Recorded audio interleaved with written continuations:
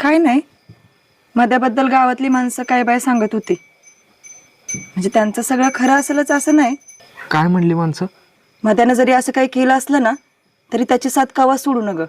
अरे ते पोरग खोडील आहे पण लबाड नाही, आणि माणसावर जीव लावायला ते पोरग कवाच कमी करत नाही. आणि तुझ्यावर तर लय जीव आहे बघ त्याचा.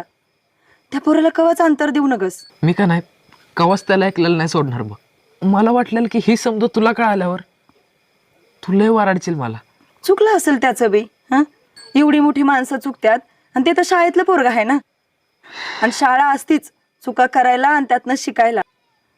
एक ध्यानात ठेव, आपलं बरोबर असल्यावर आपल्या बरोबर माणसं कशी वागली ना ह्याच्यापेक्षा ती आपल्या वाईट वेळेत आपल्याशी कशी वागली हेच ध्यानात राहतं बघ माणसाच्या.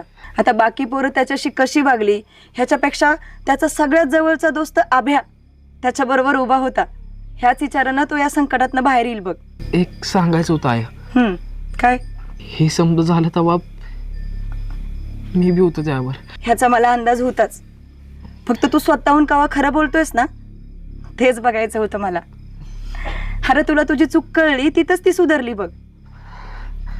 आणि ही वाईट वेळ तुझ्यावर आली असती का नाही बाकी पोरांचं माहित नाही, पण मध्यानं तुझी साथ कवाच सोडली नसती बघ. अरे ही तुमची दोस्ती नुसती शाळेपुरती नाही तर जन्मभरासाठी आहे. आता पुढे जाऊन कुणी कृष्ण होईल कुणी सुदामा होईल, पण तुम्ही एकमेकांसाठी ना कायम दोस्तच असला पाहिजेत.